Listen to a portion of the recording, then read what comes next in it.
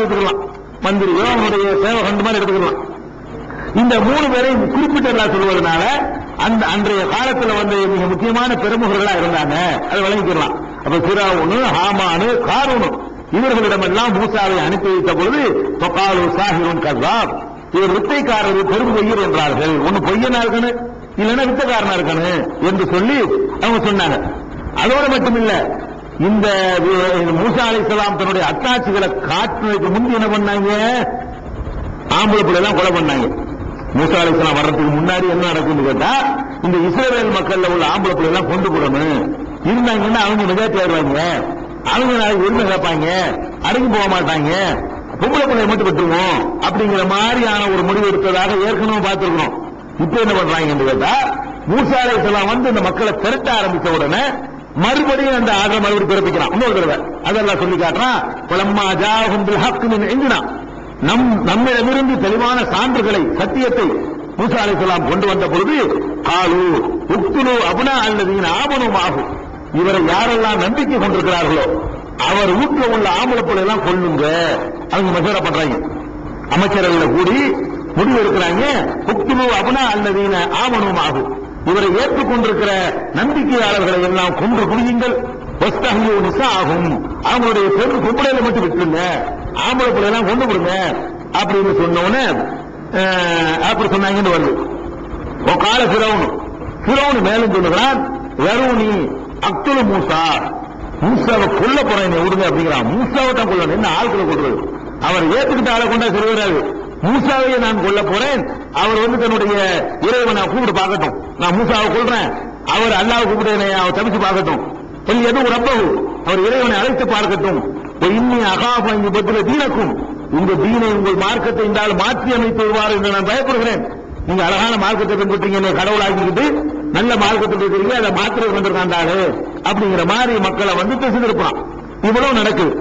அப்ப மூசா அலைஹிஸ்ஸலாம் அவர்கள் சொன்னார்கள், இன்னி ஊக்கு ரப்பி ரப்பிக்கும் இன்குள்ளி முத்தகப்பிரீங்களா இன்னும் யோமில் ஹிசாப், நியாய தீர்ப்பு நாளை நம்பாத அகந்தை கொண்ட ஒவ்வொருவனை விட்டும் என் இறைவனும் உங்கள் இறைவனுமாகிய அல்லாஹ்விடத்திலே நான் பாதுகாப்பு தர்றேன். கொண்டு வர பார்ப்போம், என்ன கொண்டுங்க, நான் இறைவன் பாதுகாப்பு தெரிவித்தேன், முடிஞ்சதை பார்த்துக்கன்னு சொல்லி இந்த கொண்டு வாசனை கொண்டாங்க, உனக்கு கொலை பண்ணிடுறாங்கன்னு அவர் கேட்கிறார்.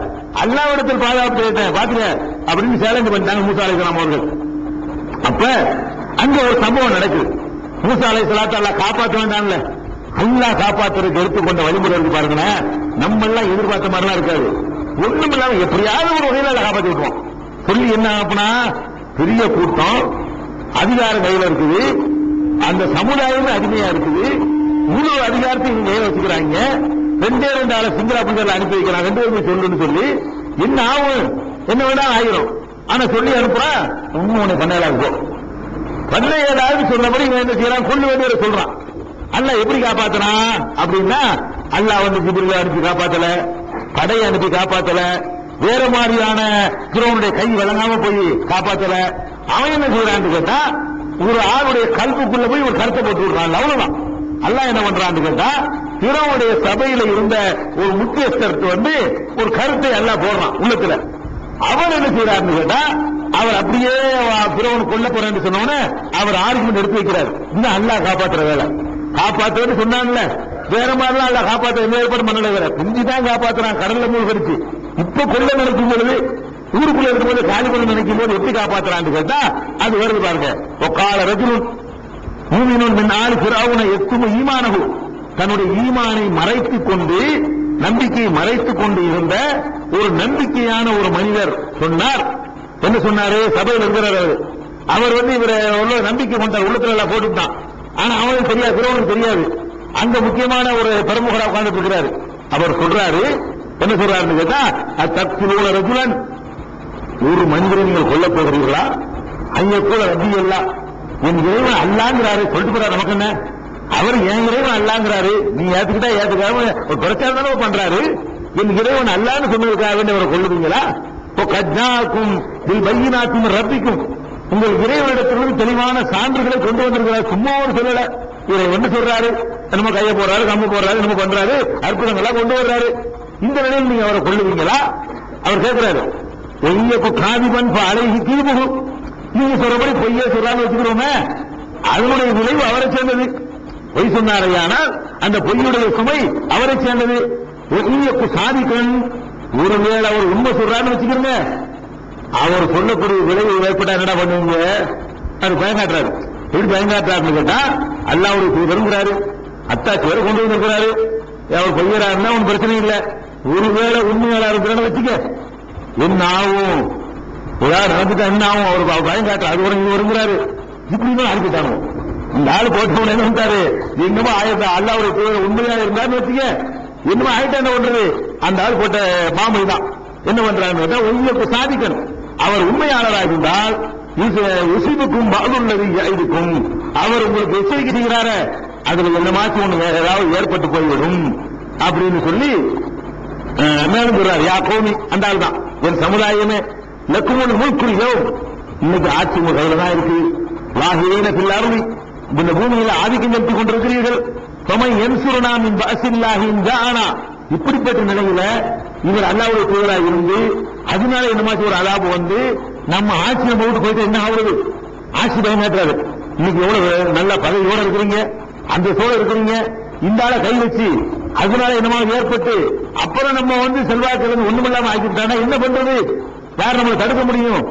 இந்த பதவியை சொன்ன உடனே எனக்கு அவங்கள்ட்ட அப்படி டவுன் ஆயிட்டானோ. ஃபிரௌன் என்ன சொல்றான்னு கேட்டா, அந்த வேகமெல்லாம் தணிந்து கால ஃபிரௌன் மா உரிக்கும் இல்லாமா அரா ஒமா உரிக்கும் இல்லா சபீல ரசாத். நான் வந்து எனக்கு தோன்றியே சொன்னேன், கட்டாயம்லாம் கிடையாது. அதாவது எப்படி ஒரு வார்த்தை சொன்னான், எனக்கு தோன்றியதே சொன்னேன். அப்ப கொள்ளுவேன்னு சொல்லிவிட்டு இப்ப என்ன பண்ற? அப்படி பல்த் எடுத்து மனசுல பட்டுச்சு, அப்படி சொன்ன விட்டுருப்பா, நான் நேர்வழி தான் காட்டுறேன் அப்படின்னு சொல்லி பல்த் எடுத்து போங்க விட்டான். கொள்ளுவேன்னு சொன்ன வீரியத்தை குறைச்சிட்டா இருந்தாரு. அல்லாஹ் எப்படி அவரை காப்பாற்றுறான் முசாலிசலாதுன்னா, ஒரு ஆள் அங்க இறக்கி விட்டு அந்த ஒரு ஆள் கொடுத்த பீதியில் என்ன ஆச்சு? இது அப்படியே கொள்ளுவேன் அப்படி விட்டு நீ பாத்திர போறேன்னு சொன்னாலும் வந்து மனசுல மட்டுமே சொன்ன இங்கு போய் தியானம் பண்ணிட்டு இருக்கேன்னு சொல்லி ஆள் அப்படி டவுனு என்று எல்லாம் சொல்லி காட்டுறான். இதெல்லாம் இதான் வந்து நம்ம வந்து செய்ய வேண்டிய காரியங்கள். இந்த மாதிரி நேரங்கள்ல வந்து இப்படியான ஒரு காரியங்களை கொண்டு எவ்வளவு காரியங்களை சாதிச்சுட்டு போயிடலாம். அந்த வழியை வந்து அல்லாஹ் சொல்லி காட்டுறான். அது மாதிரி மேல அவர் சொல்றாரு, அந்த நம்பிக்கை கொண்ட மனிதர் சொல்றாரு, எத்தனையோ கூட்டங்கள் நூகுடைய சமுதாயம் அவங்க அழிக்கப்பட்டு இவங்க தெரிஞ்சிருக்கு. நூகுடைய சமுதாயம் இருந்தாங்க, ஆது இருந்தாங்க, சமூது இருந்தாங்க, இவங்க எல்லாம் ஏற்கனவே அழிக்கப்பட்டிருக்கிறாங்க. அது மாதிரி எல்லாம் நமக்கு ஏற்பட்டக்கூடாது, அதையும் பார்த்துக்கணும். கொஞ்சம் ஏற்கனவே அழிக்கப்பட்டதாக சொல்றாங்க இல்லையா? அந்த மாதிரியான சமுதாயம் நூகின் ஆதின் சமூத ஒன்ன ஆதிகம் ஆது சமூது நூறு செஞ்சு வந்தவங்க அந்த கேள்வி நமக்கு ஏற்பட்டக்கூடாதுன்னு அப்படின்னு சொல்லிட்டு அதையும் வந்து அவர் எடுத்து சொல்றாரு. மேல அவர் சொல்றாரு, என் சமுதாயமே அந்த இன்னொரு நாள் இருக்கு பாருங்க, நியாய தீர்ப்பு நாள், அந்த நாளை பற்றி நான் உங்கள் விஷயத்துல அஞ்சுகிறேன் அப்படின்னு சொல்லிட்டு இதுக்கு முன்னாடி யூசுப் நபி உங்களிடத்துல தெளிவான சான்றுகளை எல்லாம் கொண்டு வந்தாரு. யூசுப் நபி வந்து அந்த எதிரான இருந்தாரு. யூசுப் சுட்டி காட்டுறாங்கன்னு கேட்டா, ஃபிரௌன் எந்த நாட்டில் ஆட்சியில் இருந்தானோ அந்த நாட்டில் தான் யூசுப் நபி ஆட்சியில் இருந்தாங்க. அது ஒரு காலகட்டத்தில், அது பல 1000 வருடங்களுக்கு முன்னாடி இருந்தாங்க. யூசுப் நபியுடைய சந்ததியெல்லாம் மூசா நபி வர்றாங்க. அப்ப அதை சுட்டி காட்டுறாரு. அது ஒண்ணு அந்த மக்களுக்கு யூசுஃபை பற்றி தெரிஞ்சுட்டு இருக்காங்க. எகிப்தில் இருந்த காரணத்தினால இதனுடைய ஆட்சி தலைவராக இருந்தவர்கள் யூசுப் ஒரு முக்கியமான ஆளு அப்படிங்கிற மாதிரி தெரிஞ்சு வச்சிருக்கிறாங்க. தெரிஞ்சதை கொண்டு ஒரு அறிவுரை சொல்றாரு. யூசுப் எவ்வளவு சான்றுகள்லாம் கொண்டு வந்தாரு, அப்போ இந்த மாதிரி தான் அவரை வந்து ஏற்றுக்கிற மாட்டேன்னு சொன்னீங்க, இப்ப இவர் வந்திருக்கிறாரு, இவரை நிராகரிச்சிடாதீங்க அப்படிங்கிற மாதிரி அவர் தனக்கு தெரிஞ்சதை எல்லாம் சொல்லி காட்டின உடனே அப்புறம் தான் என்ன பண்றான்னு கேட்டா, ஃபிரௌன் சொல்றான், சரி கொல்லவனா வேணாம், இப்பதான் மாளிகை எழுப்பிச்சுறான், கொல்ல வேணாம்ப்பா, ஆமானே ஒரு பெரிய மாளிகை கட்டு, நல்ல உயரமா இருக்கணும், ஏறி போய் அல்லாஹ் இருக்கிறத நான் பார்த்துட்டு வர போறேன், இருந்தாலும் அல்லாஹ் கொண்டுட்டு வந்துடுவேன் அப்படின்னு சொல்லி சொன்னது வந்து அதுக்கு பிறகு சொன்னான் என்று வர்றதை நம்ம பார்க்கிறோம். இது 40வது அத்தியாயத்துல 23 இருந்து 46 வரைக்கும் உள்ள விஷயங்கள்ல இருக்குது. இது போக இது ஒன்னாச்சா 43வது அத்தியாயத்துல எல்லாம் அந்த பிரச்சாரத்தினுடைய மந்திரவாதிகளுக்கு மத்தியில